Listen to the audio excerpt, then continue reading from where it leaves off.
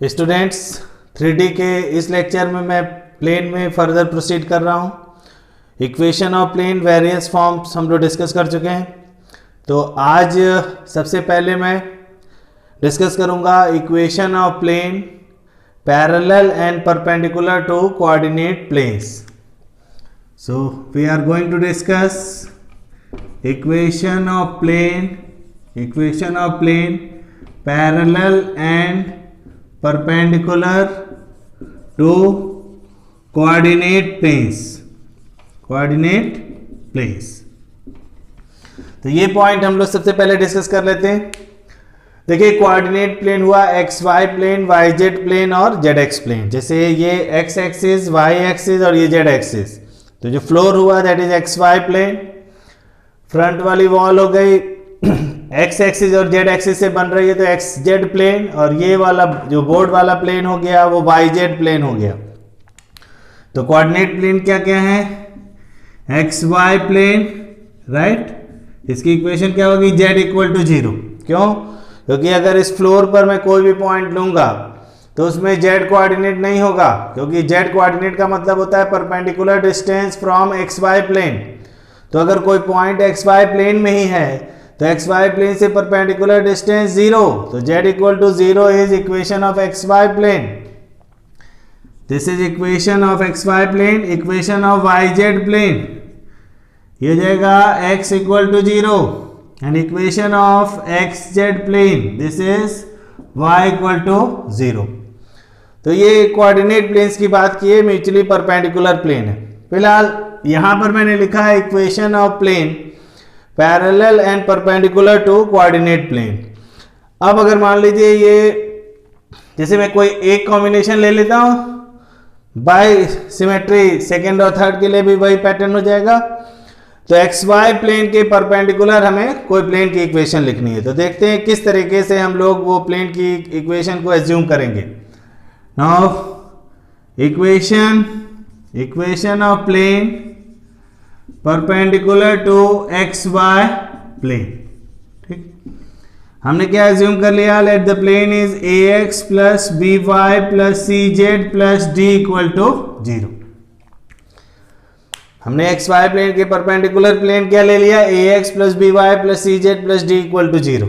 अब देखिए दो प्लेन परपेंडिकुलर है तो उसकी कंडीशन होगी L1 L2 plus M1 M2 plus N1 N2 0। और इन टर्म्स ऑफ डी आर से बात करें तो A1 A2 plus B1 B2 plus C1 C2 equal to 0। तो जो एक्स दो प्लेन के बीच जब एंगल की बात करें तो नॉर्मल्स के बीच में एंगल की बात कर रहे हैं। तो प्लेन अगर परपेंडिकुलर है तो उनके नॉर्मल्स भी परपेंडिकुलर होंगे। एक्स वाई प्लेन के नॉर्मल का डीसीज ऑफ परपेंडिकुलर, यानी कि DCs of normal of x y plane. X y plane के नॉर्मल कोई भी लाइन होगी तो एक्स एक्सिस और वाई एक्सिस दोनों के साथ 90 डिग्री एंगल बनाएगा और जेड के पैरेलल हो जाएगा। तो cos 90 cos 90 cos 0, यानी कि 0 0 एंड 1। और इस प्लेन के नॉर्मल का डीआर्स ऑफ नॉर्मल ये क्या आ जाएंगे? a, b, c, क्योंकि ये बात हम लोग कर चुके हैं कि एक्स वाई जेड के प्लेन की इक्वेशन में एक्स वाई जेड के जो कोफिशिएंट होते हैं that gives DRs of the normal to the plane. अब देखिए एक प्लेन के नॉर्मल का डीसी पता है और एक प्लेन के नॉर्मल का डीआर पता है, तो हमें परपेंडिकुलर की कंडीशन इंपोज करनी है। तो L1 L2 plus M1 M2 plus N1 N2 0 होता है, बट हम एक का डीआर और इक्वल टू 0 ही तो करना है, क्योंकि डीसी और डीआर में केवल एक प्रोपोर्शनलिटी कांस्टेंट का डिफरेंस होता है। तो मैं L1 A1 plus L2 A2 plus L1 A1 plus M1 B1 plus N1 C1 equal to 0 भी कर सकते हैं। तो 0 इंटू ए परपेंडिकुलर के लिए plus 0 into b plus 1 into c equal to 0 and that gives C equal to 0। तो C equal to 0 का मतलब ही हुआ उसमें Z वाला टर्म नहीं होगा। तो एक्स वाई प्लेन के परपेंडिकुलर कोई भी प्लेन लेना है तो इसे मैं ले सकता हूं ax plus b y plus d equal to 0। This is plane perpendicular to x y plane. ठीक, तो ये इंपॉर्टेंट बात हुई कि जब भी मुझे एक्स वाई प्लेन के परपेंडिकुलर कोई प्लेन लेना होगा तो हम इनिशियली एज्यूम ही करेंगे कि let the plane is a x plus b y plus d equal to zero, means it will not contain terms of z. Similarly, any plane perpendicular to yz plane will not contain the term of x, and in a similar fashion, any plane perpendicular to xz plane will not contain the term of y, right? So in a similar way we can assume the planes perpendicular to other two planes. अच्छा, अब कोई भी plane अगर x y plane के perpendicular है तो इसका मतलब जेड एक्सिस के पैरेलल होगा. तो इसको मैं लिख सकता हूं plane parallel to z axis, यानी कि जेड एक्सिस के पैरेलल कोई प्लेन लेना है तो उसमें जेड वाला टर्म नहीं होगा. ठीक, तो ये बात हो गई plane perpendicular to coordinate planes की.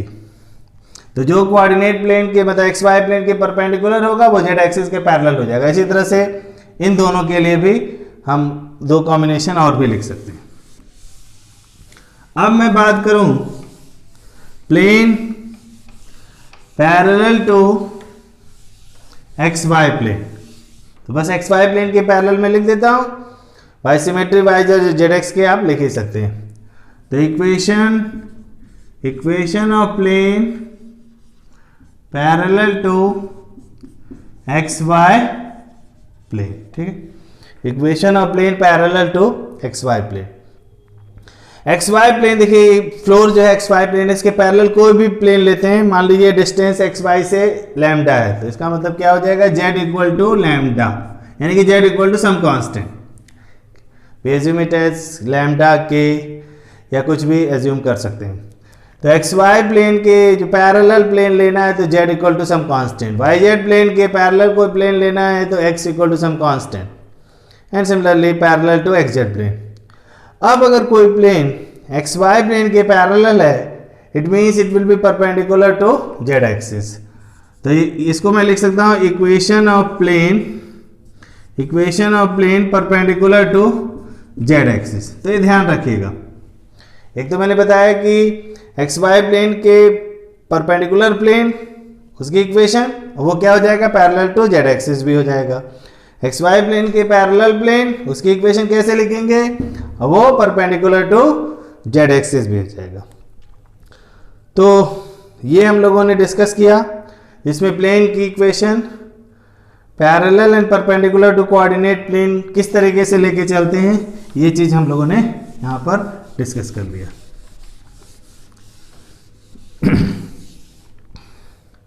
देखिए, तो प्लेन की इक्वेशन हम लोग वेरियस फॉर्म में ऑलरेडी डिस्कस कर चुके हैं. स्ट्रेट लाइन भी हमने स्टार्टिंग में ही डिस्कस कर लिया था कि सिमेट्रिकल फॉर्म में लाइन की इक्वेशन क्या होती है, how to find shortest distance between the lines. ठीक है, अब चूंकि लाइन और प्लेन को हम लोग सेपरेटली स्टडी कर लिए हैं, तो अब इन दोनों को क्लब करते हैं. तो सबसे पहले मैं आ रहा हूं intersection of a line with a plane. मान लीजिए प्लेन है और यहां से एक लाइन जा रही है, तो पॉइंट ऑफ इंटरसेक्शन कैसे निकालेंगे, फिर कितनी डिस्टेंस पर गिवन पॉइंट से कितनी डिस्टेंस पर वो कट कर रहा है, ये सब इंफॉर्मेशन किस तरीके से कैलकुलेट करते हैं, इस पर आते हैं. तो मैं लिख रहा हूं इंटरसेक्शन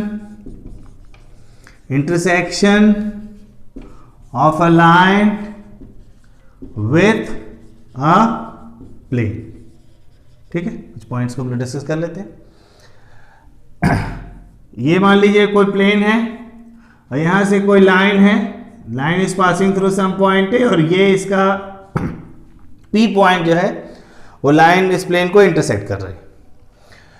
देखिए, प्लेन की इक्वेशन किस तरीके से इंटरसेक्शन कैलकुलेट कर रहे हैं, मैं उसी पर आ रहा हूं. तो प्लेन की इक्वेशन हमने एज्यूम कर लिया ax plus b y plus c z plus d. मान लीजिए कि यही प्लेन की इक्वेशन दी हुई है. ठीक है, और लाइन की इक्वेशन, तो line is passing through alpha beta gamma and having dr's a b c. So equation of line will be x minus alpha by a equal to y minus beta by b equal to z minus gamma by c. देखिए किस तरीके से हम लोग इसमें proceed करते हैं. जब मैंने आपको सिमेट्रिकल फॉर्म में लाइन बताया था, तो वहां बताया था कि पैरामेट्रिक, जैसा कि हम लोग कोऑर्डिनेट में स्ट्रेट लाइन में यूज करते हैं, इन सिमिलर वे 3D में भी यूज कर सकते हैं कि given point alpha beta gamma से r डिस्टेंस पर कोई पॉइंट लेना है तो alpha plus LR beta plus MR gamma plus NR। तो यहाँ पे इस लाइन का हमें DC नहीं पता है, DR पता है, तो कोई बात नहीं है, ये डिस्टेंस में R डिस्टेंस मान लेता हूँ। लेकिन जब हम ये पॉइंट एज्यूम करेंगे P पॉइंट, तो वो मैं R डैश लेके चलूंगा, क्योंकि नीचे हमें LMN नहीं मालूम है। अगर LMN मालूम हो तो यही R हो जाता, ठीक है, तो वो R डैश में कन्वर्ट हो जाएगा। तो P पॉइंट हमने लिया alpha plus AR dash beta plus BR dash and gamma plus CR dash, ठीक है। अब ये पॉइंट इस लाइन को सेटिस्फाई करेगा, क्योंकि वो पॉइंट उस प्लेन पर लाई कर रहा है, तो ये पॉइंट इस प्लेन को प्लेन की इक्वेशन को सेटिस्फाई कर देगा। तो सेटिस्फाई जैसे ही कराएंगे we get the value of R dash जैसे ही मिला तो ये P पॉइंट का हमें कोऑर्डिनेट मिल गया। अब P पॉइंट का कोऑर्डिनेट मिल गया, अब मैं ये R कैलकुलेट कर सकता हूं, ठीक है, डिस्टेंस फार्मूले से। तो AP कैसे आ जाएगा, distance formula root over summation x2 minus x1 whole square, क्योंकि A और P हमें दोनों पता होंगे, ठीक। अगर यहाँ पे LMN गिवन होता तो कोई बात नहीं, तब सीधे यहाँ पे R ही लेके चलते और वही डिस्टेंस आ जाती। तो यहाँ पे हमने उस लाइन का प्लेन के साथ इंटरसेक्शन पॉइंट भी कैलकुलेट कर लिया, और वो उस गिवन पॉइंट A से जहाँ से लाइन पास हो रही है वो पॉइंट ऑफ इंटरसेक्शन कितनी डिस्टेंस पर होगा, ये चीज़ भी हम लोगों ने कैलकुलेट कर ली, ठीक। आते हैं नेक्स्ट पॉइंट पर, देखते हैं अब इसमें क्या और हम लोग डिस्कस कर रहे हैं। तो अब मैं आ रहा हूं equation of plane containing a line. मान लीजिए ये लाइन इसी प्लेन पर है, एक लाइन है x minus alpha by a equal to y minus beta by b equal to z minus gamma by c, and plane is ax plus b y plus c z और plus d equal to 0, ठीक है। ये plane इस line को contain कर रहा है, देखिए इसकी क्या कंडीशन। तो पहली जो ये अल्फा बीटा गामा जिस पॉइंट से ये लाइन पास हो रही है वो प्लेन के ऊपर लाई करेगा, तो डेफिनेटली सेटिस्फाई करा देंगे इस प्लेन को alpha comma beta comma gamma से। तो डी की वैल्यू आ जाएगी minus a alpha minus b beta minus c gamma, और ये वैल्यू अगर पुट कर देते हैं तो a into x minus alpha plus b into y minus beta और plus c into z minus gamma, ये कंडीशन हो गई पहली। तो और चूंकि जो कैपिटल ABC है वो प्लेन के नॉर्मल का dr होगा और स्मॉल ABC इस लाइन का dr है, तो दे will be perpendicular. So a capital A into small a, b into small b, c into small c equal to 0. So these are two conditions which satisfies that this plane contains this line, मतलब वो line पूरा का पूरा plane पर ही लाई कर जा रहा है, ठीक है। अब जो नेक्स्ट पॉइंट हम लोग आ रहे हैं, condition for coplanarity of two lines, condition for coplanarity of two lines. जैसे मैंने वेक्टर बताया था, तो मैंने बताया इस वेक्टर ए है, ये वेक्टर बी है, तो दो वेक्टर फ्री वेक्टर होते थे, तो वो दो वेक्टर हमेशा एक प्लेन में होते हैं, क्योंकि यहाँ पे वेक्टर्स को मूव करा के यहाँ लाया। लेकिन जब दो लाइंस दे रखी है तो ये कोप्लेनर होगी, ये जरूरी नहीं है, तो वो चेक करना पड़ेगा हमें, ठीक, क्योंकि लाइंस तो इसको मूव तो करा नहीं सकते, वेक्टर की तरह तो है नहीं है, ठीक। तो वही कंडीशन हम लोग फाइंड करने जा रहे हैं कि what will be the condition so that two lines which are whose equations are given in symmetrical form are coplanar. तो condition for coplanarity of two lines, ठीक, बहुत सिंपल सा रिजल्ट आ जाएगा जिसको आप मेमोरी में रख सकते हैं कि किस तरीके से चेक करेंगे तुरंत, क्योंकि वहाँ पे डेरिवेशन का टाइम आपको नहीं मिलेगा। तो let the first line is x minus x1 by a1 equal to y minus y1 by b1 equal to z minus z1 by small c1। Means the first line is passing through x1 comma y1 comma z1 and having dr's a1 b1 c1. The other line is x minus x2 by a2 equal to y minus y2 by b2 equal to z minus z2 by c2. अब ये दोनों line coplanar है, यानी कि एक ही plane पर लाई कर रहा है, इसी कंडीशन, ठीक। तो मान लेते कोप्लेनर है, तो कोप्लेनर है इसका मतलब ये हुआ कि इन दोनों को कंटेन करने वाला कोई प्लेन होगा, कॉमन प्लेन। तो कॉमन प्लेन हमने मान लिया ax प्लस बी वाई और प्लस सी जेड और प्लस डी इक्वल टू 0, ठीक। अब आइए, जो x1 y1 z1 पॉइंट है वो पहली लाइन पर है और लाइन उस प्लेन पर है, इसका मतलब x1 y1 z1 इस प्लेन को सेटिस्फाई करेगा। तो ये बन जाएगा d की वैल्यू आ जाएगी minus a x1 minus b y1 minus c z1। तो ये बन जाएगा a into x minus x1 plus b into y minus y1 plus c into z minus z1 equal to 0। ये यही प्लेन कन्वर्ट होके इसमें आ गया। अब जो सेकेंड लाइन है वो भी उसी प्लेन पर है, यानी कि x2 y2 z2 will satisfy this equation.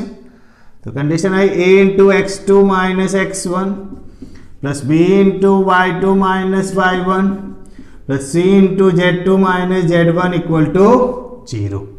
This is equation 1, okay. Now this plane contains this line. तो कैपिटल ABC प्लेन के नॉर्मल का dr है और small a1 b1 c1 line का dr है, दे विल बी परपेंडिकुलर।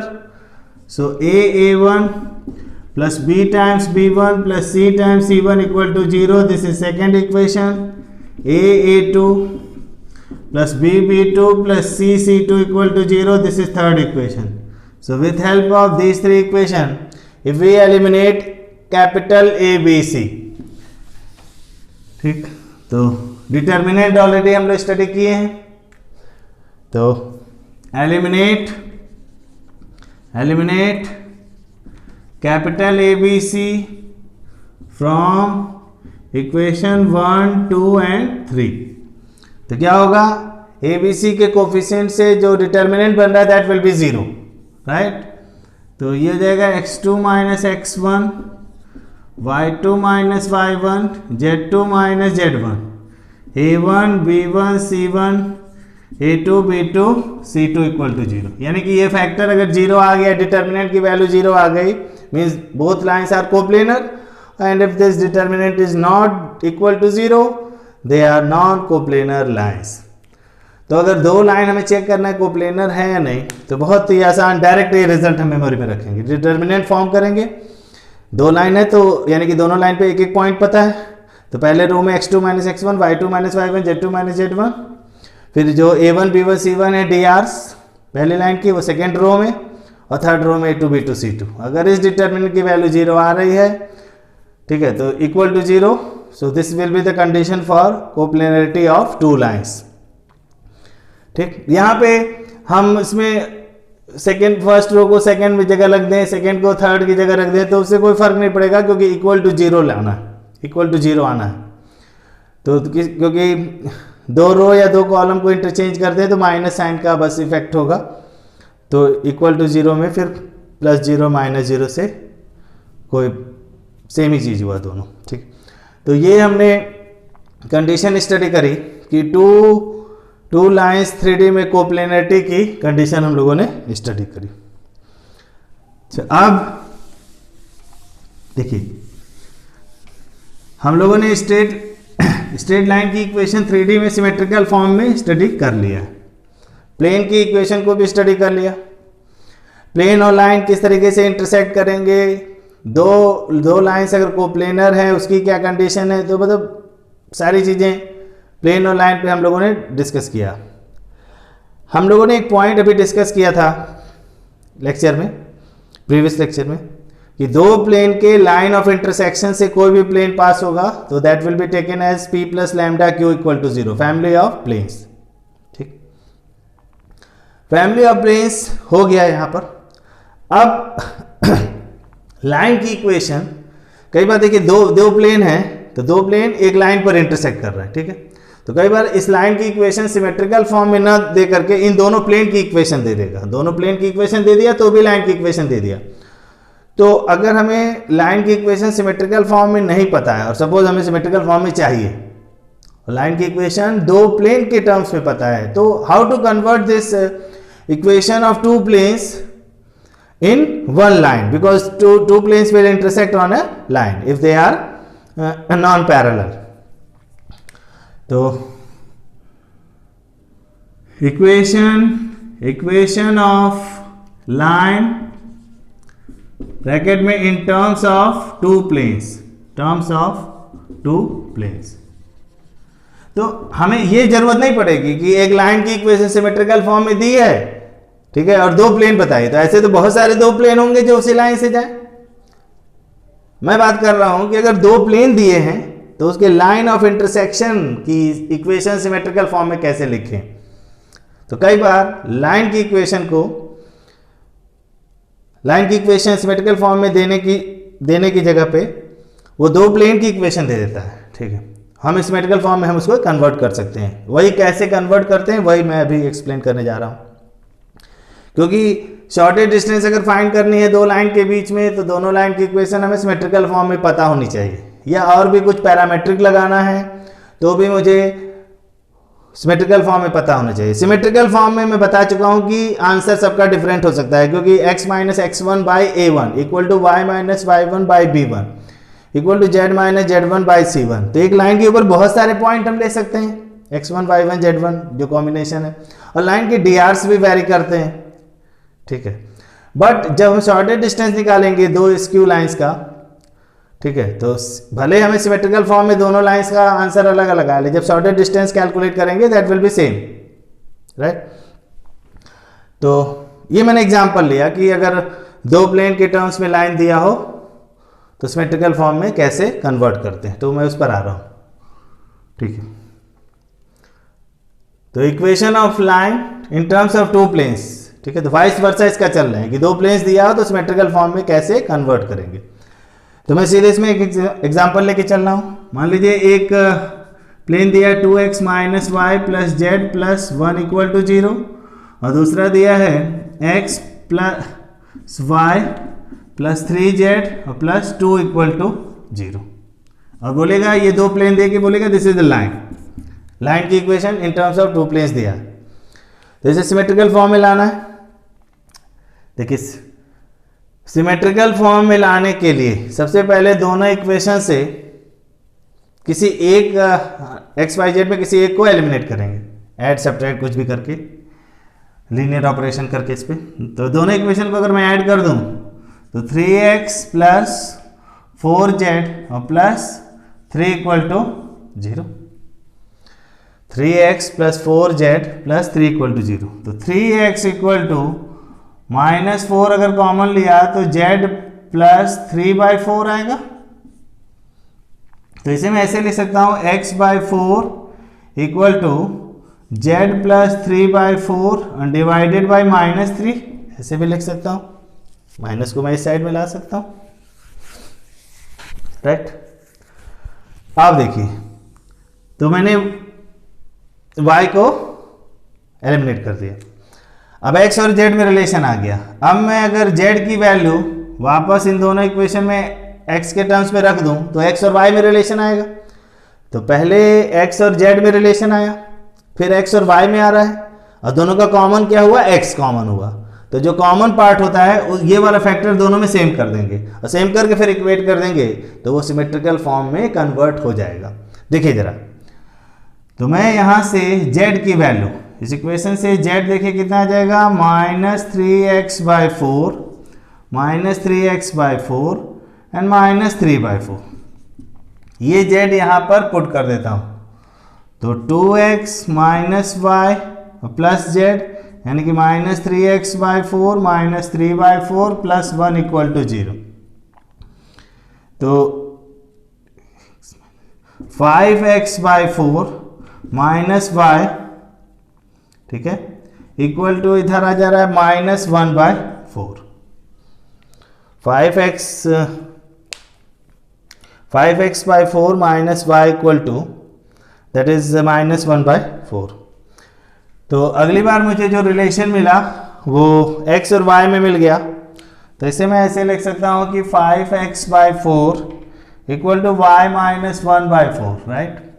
हमने कहा था कि x और y, अब कॉमन पोर्शन x है तो x वाला टर्म सेम रख लेंगे, तो x/4 इक्वल टू आ जाएगा y माइनस 1/4 डिवाइडेड बाई 5। ये इक्वेशन और ये इक्वेशन, ठीक है। दोनों को अगर मैं एक साथ लिखना चाहूँ तो मैं ऐसे लिख सकता हूँ x/4 equal to y minus 1/4/5 और equal to z plus 3/4 divided by -3। देखिएगा सिमेट्रिकल फॉर्म में आ गया। x माइनस 0 करने से x माइनस